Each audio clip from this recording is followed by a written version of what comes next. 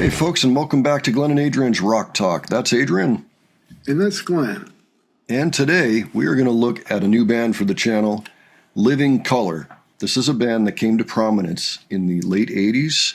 They had an album that came out in 1988 called Vivid, and it had this song on it, Cult of Personality, which turned out to be their biggest song. It's also one of the very first they wrote together. It apparently came out of a riff that they got in rehearsal when the guitar player listened to the singer just kind of riffing his own voice. And that's what ended up being the guitar riff for the most part. And then the whole thing came together really quickly. It became a number 13 hit on the Hot 100 and made them pretty famous pretty fast. What was really unique about them was it was an all-black band. Like, it was all four guys, African Americans, at a time when this was not something you saw. They were the only ones. I mean, you'd have to start looking at maybe Bad Brains, maybe Death, from the previous decade. Like, there just aren't a whole lot of all African American groups out there playing rock and roll. And this stuff was decidedly rock and roll. I have heard this song before. I used to have the CD a long, long time ago. As a matter of fact, it was probably one of the first dozen CDs I ever bought in my life because it came out in 88, and I started buying them around 87. So I had it. I don't know what happened to it, to be honest. It's just not here anymore. This particular song is also known for its use of political speech within the song. It references JFK, Martin Luther King, Malcolm X, Franklin Delano Roosevelt, and talks about lots of other figures in history that were political, and kind of talking about the charisma that they had that helped them become important leaders. So we are going to hear some political stuff in there. We're not making any political statements. We just want to hear the song. I seem to recall it had a pretty nice heavy riff. So Adrian, you know anything about this band? Well, I've heard Cult of Personality a long time ago on the radio. Okay. You'll probably remember the song somewhat. I think so, yeah. It'll sound familiar. Well, this version actually is a more recent version. It comes from 2016, and there's video. They're on the Howard Stern show. And so we're going to watch a live version 30 years on, which I thought would be a lot of fun. Just something a little different. So with that, why don't we go ahead and take a look? All right. And during the few moments that we have left, we want to talk right down to earth in a language that everybody here can easily understand. Look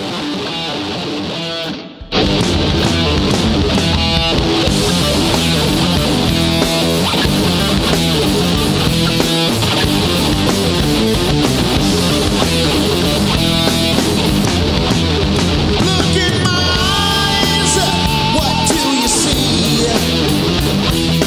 Cult of personality. Personality.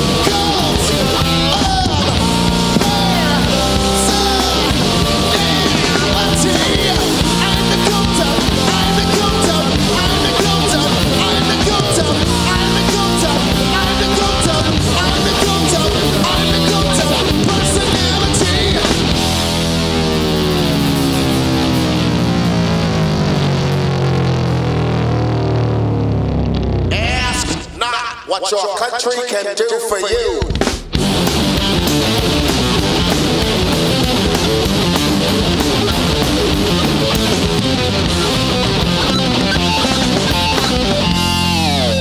The only thing we have to fear is fear itself.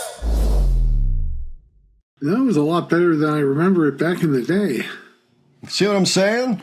Yeah. I think they kind of got ignored. You know, I mean, they did well. They did well. They became well known, you know, and that was a big hit. But, I mean, after that, you kind of had to dig to hear their music, you know. They've been making albums. So, and that lineup was stable for 24 years at the time this was done, which was 2016. So the only change has been the bass player who left in 1992 and was replaced with the current one.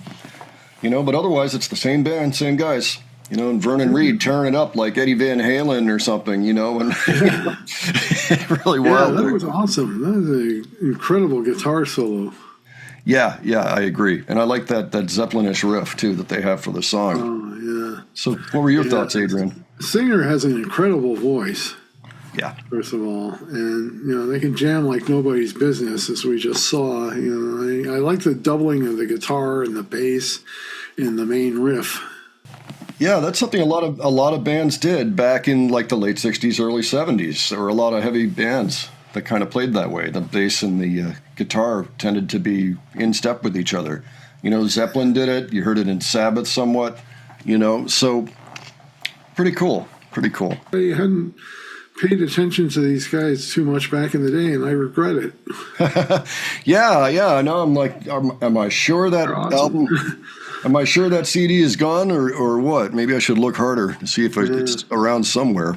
Yeah, I mean, the thing actually won a Grammy for Best Hard Rock Performance in 1990.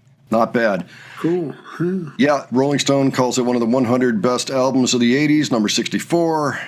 There's actually a number of lists like that. You know, Loudwire, LA Weekly, you see, just where they say, yeah, you should check this out. You should check this album out. So, yeah, we probably should check this album out sometime. I know that I liked them at the time, but I don't think I fully appreciated what they were doing, you know, and that was just great. That was really nice to see. Kind of brings it all back, you know, but in a way like, oh, yeah, oh, geez. It's like this is a big, thick, well-seasoned sandwich I can eat here. And I thought it was just, you know, like, you know, Pop-Tart or something. I don't know. Terrible analogy, but you know what I mean. Cool. Okay, well, excellent. Well, folks, why don't you let us know what your experience is with Living Colour, if you liked them back in the day, if you're still a fan today.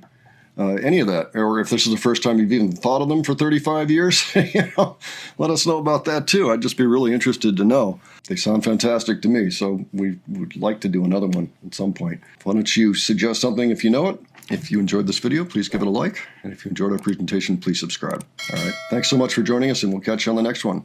All right, take care, folks. See y'all later.